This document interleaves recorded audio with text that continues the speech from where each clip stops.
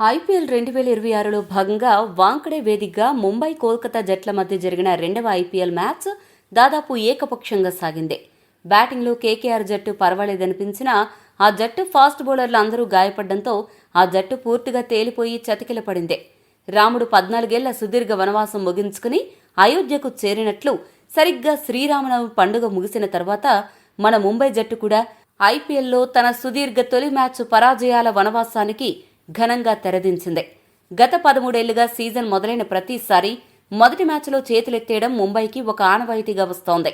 కానీ ఈ 14వ ఐపీఎల్ సీజన్లో మాత్రం ముంబై తలరాత మారింది. కోల్కతాకు దిమ్మ తిరిగింది. 14 ఏళ్ల వనవాసానికి తెరదించుతూ ముంబై జట్టు మొదటి మ్యాచ్లోనే అదిరిపోయే బోణీ కొట్టి వాంకడే గడ్డపై ఓ అద్భుతమైన విజయాన్ని తన ఖాతాలో వేసుకుని సత్తా చాటింది. టాస్ ఓడిపోయి ముందుగా బ్యాటింగ్ చేసిన కోల్కతా పరిస్థితి చూస్తే మొదట్లో మేఘం, చివర్లో శూన్యం అన్నట్లు తయారైంది. కేకేఆర్ జట్టు 14వ ఓవర్ ముగిసేసరికి 150 పరుగుల మార్క్ అందుకుని ఇక 250 టార్గెట్ ఖాయమని అందరూ అనుకున్నారు.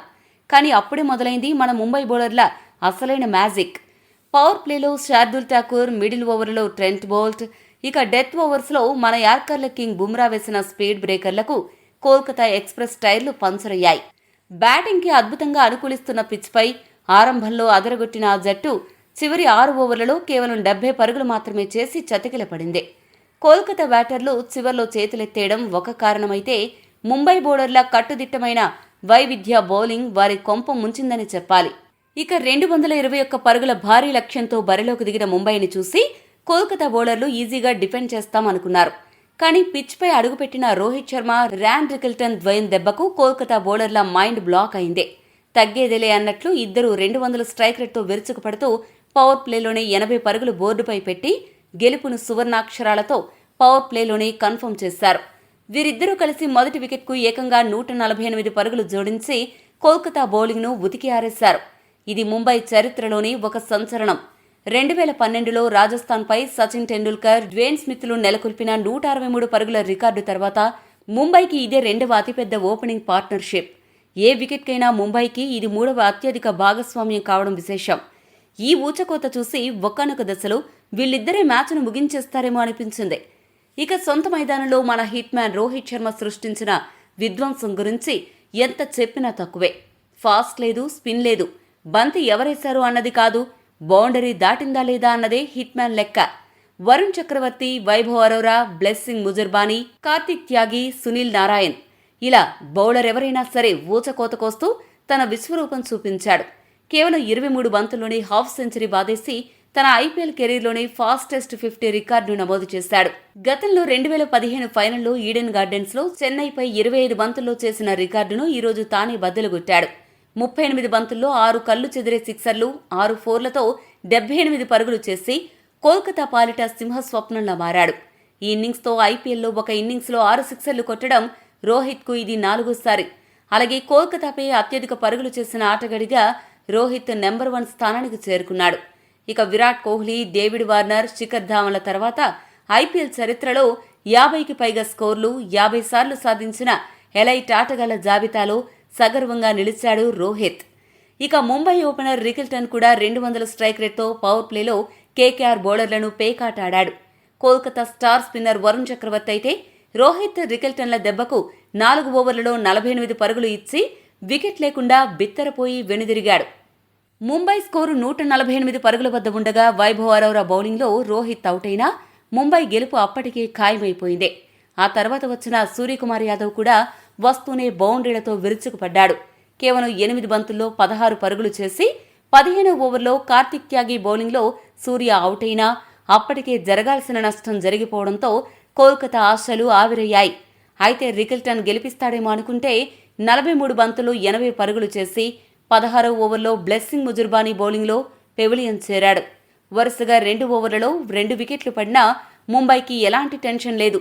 చివర్లో తిలక్ వర్మ 20 పరుగులు చేసి అవుట్ అవ్వగా కెప్టెన్ హార్దిక్ పాండ్యా ఆఖరి వరకు క్రీజులో ఉండి లాంఛనాన్ని పూర్తి చేశాడు. మొత్తంగా 221 పరుగుల టార్గెట్ను ఊదేస్తూ 4 వికెట్లు నష్టపోయి 224 స్కోరు సాధించిన ముంబై ఒక అరుదైన రికార్డు సొంతం చేసుకుంది. తన ఐపీఎల్ చరిత్రలోనే అత్యధిక పరుగుల చేజింగ్ రికార్డును సృష్టించి చరిత్రను తిరగరాసింది. ఐపీఎల్ చరిత్రలో కోల్కతాపై అత్యధిక పరుగులు ఛేదించిన జట్ల జాబితాలో పంజాబ్, రాజస్థాన్ల తర్వాత మన ముంబై కూడా సగర్వంగా నిలిచింది. పదునైన బౌలింగ్, విధ్వంసకర బ్యాటింగ్, సంచలన రికార్డులతో ముంబై ఆడిన ఈ మ్యాచ్ ఐపీఎల్ 2026 సీజన్కే ఒక సెన్సేషనల్ బ్లాక్ బస్టర్ అని చెప్పవచ్చు. ఈ మ్యాచ్లో ముందుగా కోల్కతా ఓపెనర్లు రహానే, ఫిన్నెలన్ల గురించి చెప్పుకోవాలి. అసలు వీళ్ళు క్రీజులోకి వస్తుంటే ముంబై బౌలర్లు ఏదో సాదాసీదా ఓపెనర్లు అనుకుని ఉంటారు. కానీ వీళ్ళు ఊచకోత మొదలుపెట్టాక కళ్ళు బైర్లు కమ్మి ఉంటాయి. 2025 ఐపీఎల్లో ఒక్క 50 పరుగుల ఓపెనింగ్ భాగస్వామ్యం కూడా లేని కేకేఆర్ టీం ఈసారి మాత్రం వాంకడేలో విశ్వరూపం చూపించింది. పవర్ ప్లేలోనే 78 పరుగులు పిండుకుంటూ ముంబైపై కేకేఆర్ చరిత్రలో ఇదే అత్యుత్తమ పవర్ ప్లే స్కోరుగా రికార్డు సృష్టించారు. ఐపీఎల్ చరిత్రలో ముంబైపై పవర్ ప్లేలో అత్యధిక పరుగులు చేసిన జట్లలో ఢిల్లీ, చెన్నై, హైదరాబాద్ పక్కన ఇప్పుడు కోల్కతా కూడా గంభీరంగా వచ్చి కూర్చుంది. ఇక కెప్టెన్ రహానే క్లాస్ గురించి ఎంత చెప్పినా తక్కువే. కోల్కతా నైట్ రైడర్స్ కెప్టెన్గా ముంబైపై 67 పరుగులు చేసి ఐపీఎల్ చరిత్రలో ముంబైపై అత్యధిక వ్యక్తిగత స్కోరు సాధించిన కేకేఆర్ సారథిగా రికార్డు సృష్టించాడు. జిడ్డు బ్యాటింగ్ అనుకునే వాళ్ల నోళ్లు మూయిస్తూ ఫిన్నెలన్ సహకారంతో కేవలం 3.5 ఓవర్లలోనే జట్టు స్కోరును 50 మార్కు దాటించేశాడు. ఇది ముంబైపై కేకేఆర్ చరిత్రలోనే అత్యంత వేగవంతమైన టీమ్ 50. హార్దిక్ పాండ్యా ఓవర్లో రహానే కొట్టిన బాదుడు చూస్తుంటే బంతి గ్రౌండ్లో కంటే గాల్లోనే ఎక్కువసేపు ఉన్నట్టు అనిపించింది. ఒకే ఓవర్లో 25 పరుగులు ఇచ్చి పాండ్యా బెంబేలెత్తిపోయాడు. టీ20 చరిత్రలో ఒకే ఓవర్లో అత్యధిక పరుగులు ఇచ్చిన సందర్భాలలో ఇది 4వ సారి. పాండ్యా కెరీర్లో ఇది ఒక చేదు జ్ఞాపకమైతే రహానేకు అది ఒక పండుగ లాంటి ఓవర్. ఇక కేకేఆర్ జట్టు స్కోరు 100 దాటడానికి కూడా ఎక్కువ టైం తీసుకోలేదు. కేవలం 7.3 ఓవర్లలోనే సెంచరీ మార్కును టచ్ చేసి కేకేఆర్ చరిత్రలో ఫాస్టెస్ట్ 100ల జాబితాలో వైజాగ్ రికార్డును దాటేసి 3వ స్థానానికి చేరింది. కేకేఆర్ ఓపెనర్లు పునాది వేస్తే మిడిల్ ఆర్డర్లో అంగ్రీష్, రఘువంశీ మరియు రింకు సింగ్లు కలిసి ఆ పునాది మీద బుర్జ్ ఖలీఫా కట్టేశారు.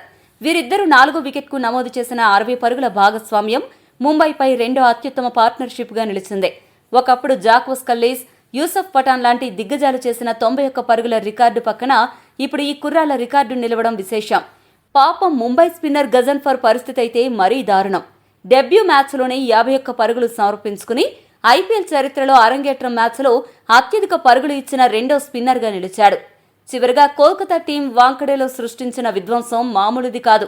18.1 ఓవర్స్లోనే 200 పరుగుల మార్కును దాటి ముంబైపై అత్యంత వేగంగా 200 చేసిన రికార్డును తమ ఖాతాలో వేసుకున్నారు.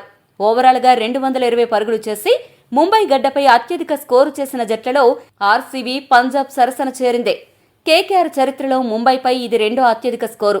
అలా ఈ మ్యాచ్లో కేకేఆర్ రికార్డుల మోత మోగించింది. ముంబై ఇండియన్స్ టాస్ గెలిచి బౌలింగ్ తీసుకుంటే కోల్కతా నైట్ రైడర్స్ బ్యాటర్లు భీకర హిట్టింగ్తో విరుచుకుపడ్డారు.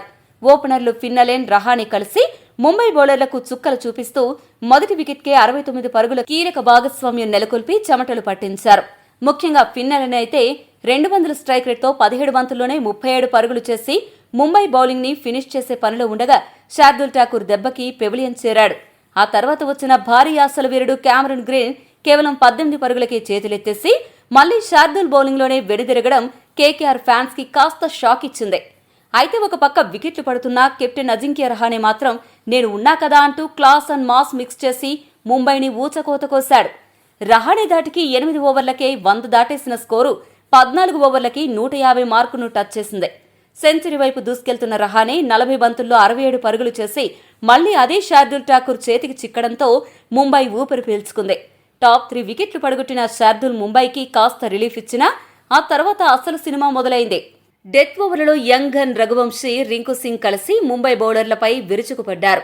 వీళ్ళిద్దరూ 150 స్ట్రైక్ రేట్తో బ్యాట్ జొలిపించి అర్ధ సెంచరీ భాగస్వామ్యాన్ని పూర్తి చేసుకున్నారు.